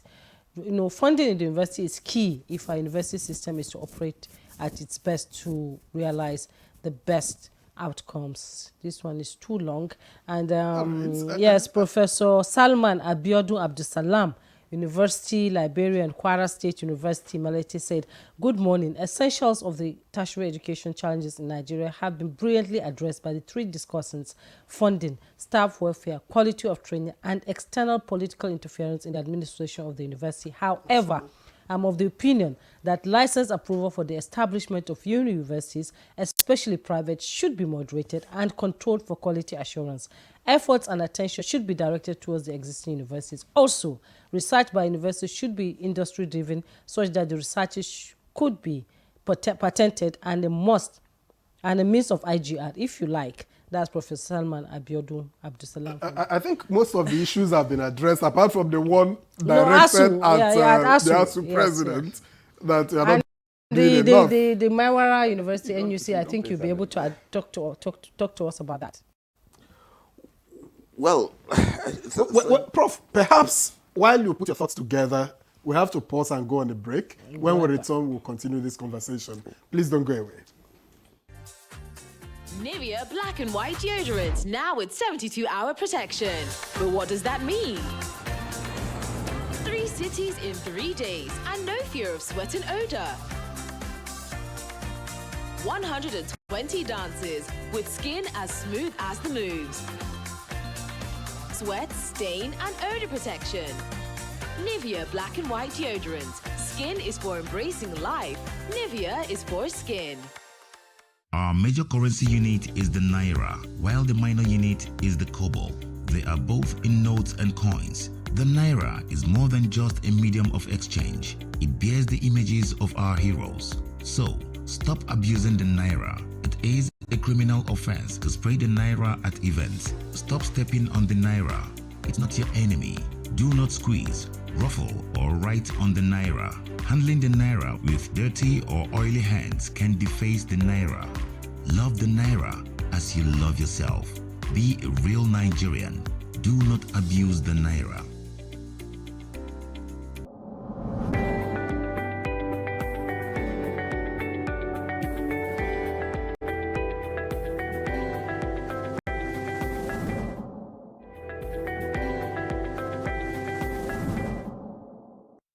we can change the narrative about Nigeria. You know, when people talk about Nigeria, they talk negatively about it most of the times. So it's the role of the filmmakers to now bring that positive side of Nigeria for the world to understand that Nigerians are more than the negative information they used to get. And we can do that digitally because in those days, you know, you have to communicate or go for lectures for people to understand where you're coming from. But now you have these platforms. Everything you have can go on these platforms. People will see globally. Look at Nigeria on Netflix. It's doing really very well. When Nigerian films premiere on Netflix, you find out that they're in the top 5 or top 10 in most of the European countries, Asian countries, and all other parts of the world. So this is one of the ways through which we can be able to export that, you know, or do that cultural exchange. How much of being a Nigeria cultural ambassador are you? And we're all guilty of this. Most of us Nigerian filmmakers are guilty. So here we see a good number of us telling stories that are still Western culture dominated. From the naming of your characters, from the writing of your story, the characters are named English names. What happens to Yoruba names? What happens to Hausa names? What happens to Igbo names? What happens to Tiv names? What happens to our cultural epic names? Oh, they say, but they will not be able to pronounce it. Oh, leave that to them. Do we pronounce their own names? We have to be intentional about how we represent our culture, knowing now that the world is a global space and you don't need people's permission. Everything you do, directly or indirectly, intentionally or unintentionally, you're putting the Nigerian story out there. I think we should begin to make conscious attempts at creating our own streaming platforms. So we thank God for giant streaming platforms like Prime Video.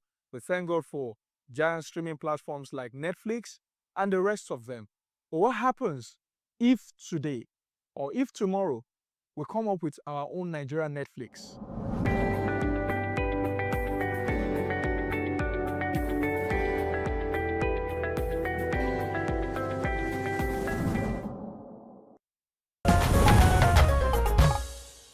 All right, we thank you very much for staying with us. It's been an interesting conversation, a touching one too, on the issues affecting tertiary education in Nigeria.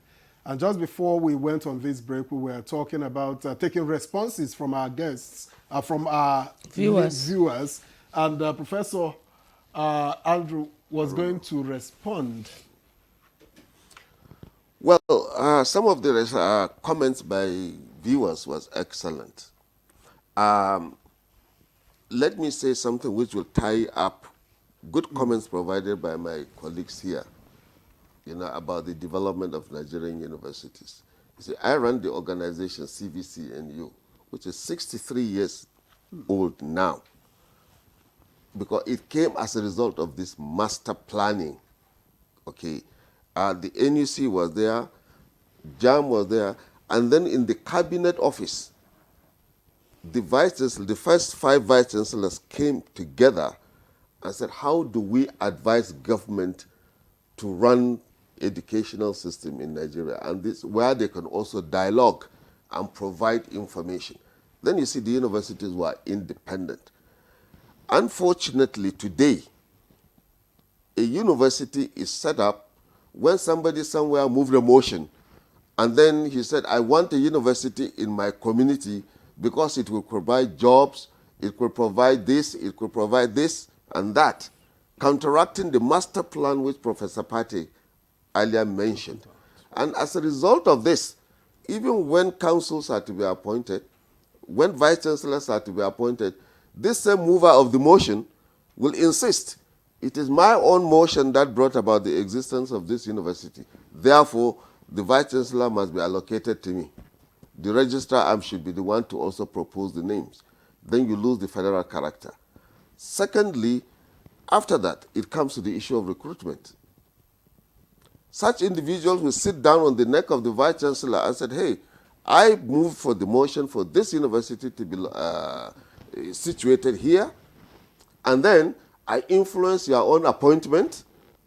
Now I need appointment letters for people whom I have brought you. So appointment letters are to be provided like constituency projects. I mean, these kind of interferences. Now, we in the Committee of Vice Chancellors of Nigerian University, this is what we see. And this planning has totally been disregarded. When those 5 universities or 7 were being established, a lot of thinking were done. Now, no much thinking is done, but just by moving a motion. You don't establish a university by moving a motion.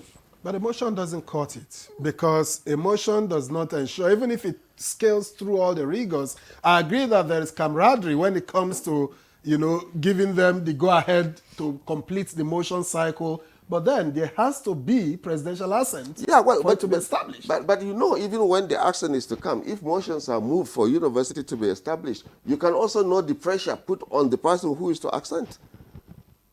Sometimes they will, you could be put under intense pressure to the level whereby, if you don't even accent to our own, we will not support you in the next coming election.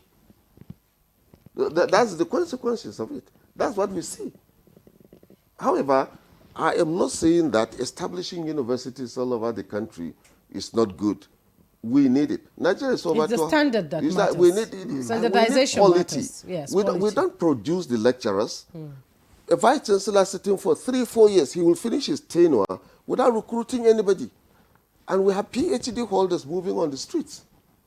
We have people with masters moving on the streets. I gave you an example of with an excellent human being, Professor Jibril Aminu. He recruits, we were recruited directly from, when we graduated. The best students were recruited. There are good benefits of that. These students have emotional attachment to the university where they graduated. And they're fresh. Secondly, they have not been diluted. Thirdly, they'll be trained by those lecturers who taught them as they are growing. Thirdly, the management of the university has already made a master plan on how to fill these registry positions. Fourthly, no vice chancellor who has gone through this process will send staff abroad and not take care of them. In the case of Jibril Aminu, when he sent us, by the time we were returning, he knew that these brilliant young men whom I have trained to PhD level, they may likely come with European wives or wives from other international community. So he started building houses that could fit into that. So as soon as we return, nobody goes to hotel. Straight you move in and you are excited. Even if you have come with a European woman. You have a vehicle. She is happy. So the environment was also prepared. This is master planning. But when you have somebody who will just wake up after having a dream and say, look, I need a university because I'm well connected, I tell you this is terrible. It's all about the votes, some people say. It's all about getting the votes at the end. I think the sad aspect of it is that in this country, we have decided to politicize, ethnicize, religionize, regionalize, and personalize issues that ordinarily should be subjected to merit and serious thinking and intellectualizing before eventually practicalizing. We don't do that. And once you don't do that, there are consequences. We expend funds unnecessarily. Absolutely. We waste our time and efforts unnecessarily talking on things that are of less relevance. Today, universities that are supposed to be modern and productive must be engines of innovation, where you need capable leadership, where you need capacity, where you need connection, networking, and internationalized character.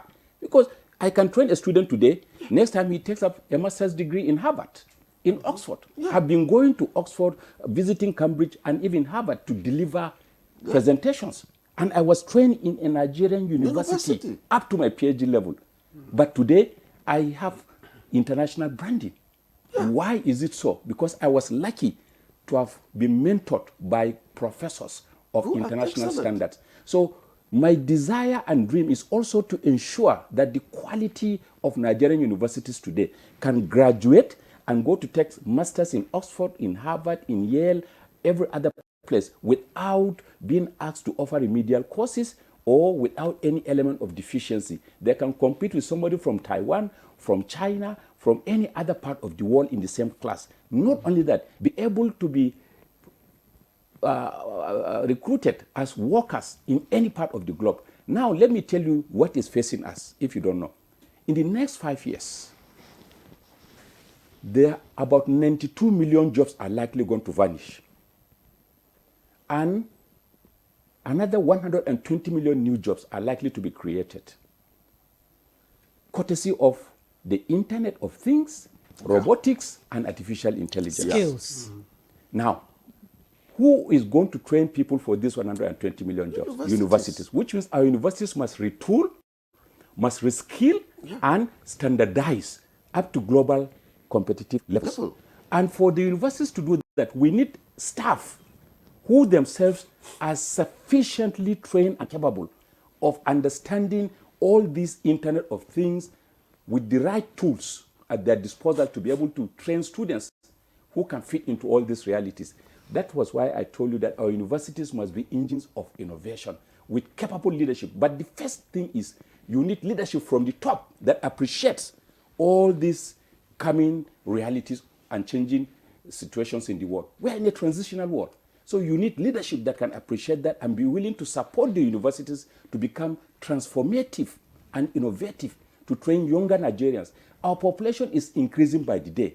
We are not creating sufficient opportunities to absorb all this population. And the way we are running our system today, it cannot just work. We have to change the orientation of our lecturers, train newer ones, make facilities available, ensure that our laboratories are of international standards, because standards are of global nature today. They are not just local government realities. We have to train younger people, not just give them funds, empower them with motorbikes. That is not the way to go. All right. Thank you, Professor Party. You have some messages. Can you read them? I'll read them after this question. Now, Professor Piwuna, a lot has been said about getting the right people in the right places. Now, you take a cursory look, mentally, of how councils are made up in universities, of how even lecturers are recruited, of how our admission process, is done. You find that in some universities, if not many, that's where we are descending to. If you are not from that particular locality, you cannot be vice chancellor. It's what I have seen and heard. So what needs to change, and how do we structure these things to make, get the best results for our universities? Well, thank you very much. Perhaps, you had earlier asked whether ASU has models for funding of universities. Yes, we do. We have models. We've proposed the models that are sustainable, for government and the society to ensure that all this innovative digital age, creativity, research-driven knowledge, is enhanced. So we do have models, and these models we've suggested to government that we should work towards the 26% budgetary allocation to education incrementally. So if this year government increases budget to education by 2%, it should go another 2% the year, for instance, until we meet that target. And truly, the last regime, late General Buhari, had said that they had a target of 15%. They want to hit 15%. And we thought that if there is a progressive movement towards it, we'll be able to achieve it. Prof has said a lot of things. The reason why we are not the universities that we are today is because there's no political will. There's no political will. So government will tell you that, there are so many competing demands, and that the resources are dwindling. But we forget that for the renaissance of our society, the university needs to play a central role for social cohesion, even the democracy that we are talking about, economic growth. Education is central to it. Let me tell you a document I came across just this week. I think African universities met in Egypt. We met Morocco recently. Just last week. Just last week. And the document that came out of that meeting in 2025, go back to the National Education Policy of Nigeria in 2013. 2013. You will see a lot of similarities between the document that the African universities are producing in 2025 and what Nigeria had proposed for its Nigeria. own educational system in 2013. So there's no political will. It's not like the ideas are not there. It's not as if the government or people in power do not understand what to do. They do not have the political will to carry out policies and decisions that government itself had agreed to in the past.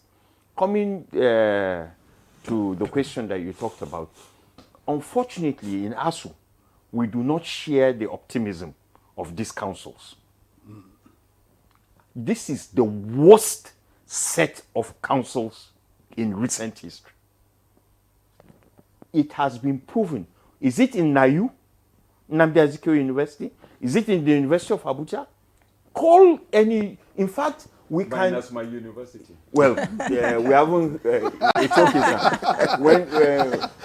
When it is time for you to leave, we'll assess the council very well, because that's where the problem comes. You know, I'm their secretary. Yes. So, pro-chancellors, there are serious issues in the appointment of pro-chancellors. There are people of impeccable character, integrity, that are chairman of council. A few of them that we can name. They are there. But we have a lot of problems with these councils. The integrity of some of them is questionable. Most of them, the recruitment as pro-chancellors is based on political affiliation, and they come and they carry out the acts that their masters have asked them to execute. So this issue of religion, ethnicity, politics, regional considerations, they are rife in our universities. Most of our pro-chancellors today are contractors, and they come into the university as contractors. Even the traditional rulers? Because no, I'm talking about pro-chancellors. Chancellors. Not Okay. chancellors, the pro-chancellors. So we have a problem. And don't forget, the law establishing universities, including our agreement with government, says there should be no gap in the existence of council. We had a gap of close to a year or more before these councils came to be. And unfortunately, the recruitment of council chairmen and some of the members for us in ASU is way below. And unless those things change, we are going to continue to see that recruitment of staff into the university follows the same pattern that the chairman of council was appointed. He emerged as chairman of council. All right, I have a lot of messages. Yeah, you have a lot of messages. A lot of messages. Let me see the much I can take. This one reads, "Good morning. This is a very touching subject. I was once a teacher with experience in secondary and tertiary institution. The challenge can be summed under 3 headings: lack of coherent curriculum in the country as this relates to books used, poor capacity of teachers as majority of the teachers do not have the prerequisite to be teachers, so do not care about the students but salaries, and lastly, the governments at all levels pay lip service to educational infrastructure in these schools." Okay? "Good morning, Nigerians need to fund university system very well. If not, we will not get good results." And this one reads, "My name is Samuel Ibrahim from Jos. I'm following your program.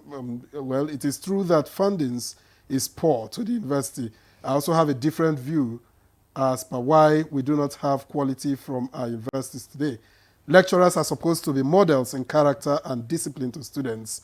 Today, we see a lot of students becoming tools of sexual satisfaction for lecturers, no morals nor discipline." Okay, I leave that there. And from Yusuf Olorudare Muhammad in Ilori, "In my mind, the university can do better in terms of IGR. The university is a big community sitting on land of gold, ready to be mined. They should look inwards." All right, and this one from Dawda Michelle said, "Professor Haruna has said it all, interference." Nana Barao Kumbaja from Nasarawa State says, "Good morning, Nigerians. What are the vice chancellors doing to stop corruption in Nigeria so that Nigerian government can have money to solve university problems?" I'm not sure I get that. And from Khalid Shinga in Gombe, "Good morning. Sincerely, if tertiary institutions are well funded, most of the issues in the tertiary institutions will be solved easily." Okay. And this one reads, my question goes to Professor Pate. What are the underlying factors contributing to the persistent decline in the quality of tertiary education in Nigeria? And what holistic reforms can be implemented to address the challenges of inadequate infrastructure, brain drain, and outdated curricula, thereby ensuring the production of globally competitive graduates? That from Minkawe Felix. Quite a number, but I'll just take two more. The solution to all education problems in Nigeria is allocation of 40% of the budget. That's from Sadiq, 40%. And another reads, to the Vice Chancellor's Secretary, Professor, sir, what is your institution doing to control the quality of education, especially from private universities? That's from Bello Mohammed. So we don't have a lot of time, but one for Professor Pate, at least I can recall, and one for Professor Haruna. Well, there are 3 or 4 questions, answer all. And looking at the time that we have here, certainly we won't be able to go through. But one, leadership. We need quality leadership at the level of the universities and also outside universities that have anything to do with our universities. When I say leadership, I'm talking of competent, confident, properly networked, and individuals who are convinced that they have something to offer as leaders, not on the basis of ethnicity, on the basis of religion, or on the basis of indigenship. If you look at the history of some of our great universities in this country, initially indigenship wasn't an issue in appointment of who becomes a vice chancellor. A university can have a senate that is, or let me just summarize it, a senate is always better than a council, but a council cannot be better than the university. I mean, than the senate. So a university is a function of its own senate. Where you have a senate that does not have quality leadership or that does not have quality membership, that university is not destined for greatness. And the example I gave you, we must be able to appreciate that a university where laboratories and library is the quality house of assurance. I mean, is the house of quality assurance in any university. But they have to close after 3 o'clock because there is no fuel in the generator. Laboratories have to close because no fuel in the generator, or people are on strike, or so and so. Then that university shouldn't be ready to call itself a great university. So we can go on and on. We have to learn and take lessons from what is happening in and out of our universities. We have to look at our curriculum and continuously update. Our lecturers must continuously reorientate themselves, and the leadership of the universities must be fair in utilizing the resources available to them. I agree that we also have issues relating to resource allocation in our universities. I have been a vice chancellor, and I know what factor leadership can make. I mean, the difference leadership can make in the growth of a university. So that is another critical factor. That's why I'm advocating that vice chancellors that are recruited or appointed should undergo some kind of training, even if it's just for about a week or 2, in management and all of those things, for them to take over. Mentorship is important. So once we have this focus, every other issue within the system can improve. And then we also have ASU and other unions that are also contributing positively in terms of helping the universities to access resources. Okay. All right. Professor Haruna. Well, thank thank in 30 you. seconds, please. Thank you. I'm excited you mentioned training. When I came into the office of Secretary General of the CVCNU, we now have an established CVCNU training institute where deans, directors, vice chancellors in office, and those prospective vice chancellors, non-academic staff, all should be able to come for this managerial training. We have partners outside the country and within the country. We are utilizing experienced former vice chancellors and consultants who are really excellent in management style. I have made contact with many MDAs to see how professors or vice chancellors could be assisted to avoid some of the traps they fall in when they become vice chancellors. We are researchers, we are not trained for management. But when we become vice chancellors, we need the little rudiments of how to manage a university. Secondly, how do we manage universities, the quality? Again, the vice chancellors had come in careful declaration where they said we shouldn't politicize our system. Giving honorary degrees should not be given to a serving politician. It must be given to only he or she who had made impact on the educational system of the country and not in office. Now, this is where now I talk to my colleagues. They should resist the temptation of giving honorary degrees to those politicians who are in office, because that will help them to manage their university in an autonomous way. And it wasn't so in the past. It wasn't so. Honest. Secondly, not more than 2 should even be awarded honorary degrees. But now we sometimes get more than 2. It's a bazaar. Yes, okay? yes. And we are I have to stop you there. I have to stop you there. Professor Piuna, how do you see it, playing out? You're sending signals that you might go on strike. What do you expect? If everything continues the way it is now, then the government should expect the worst. Unfortunately, our salaries are nothing to talk about. Everybody has talked about it. Agreement that was collectively bargained is under serious threat. That we consider very serious. And I believe that our lecturers, our members are waiting. Okay. And time is running out. Time is running out. Okay, thank you, Professor Christopher Piuna, President, Academic Staff Union of Universities, ASU. Thank you for coming on the program. Professor Andrew Haruna, Secretary Committee of Vice Chancellors of Nigerian Universities. We appreciate your insight into this conversation. And Professor Umaru Pate, Vice Chancellor of Federal University, Kashiri, Gombe State, is also the President of Society of Nigerian Broadcasters. Thank you as usual. Thank you, Juma. For coming on the program. Thank you all, gentlemen, for your time. Thank you. And that's Good Morning Nigeria for today. Thanks so much for your time. I am Juma. That Victor as well. Enjoy the rest of your day.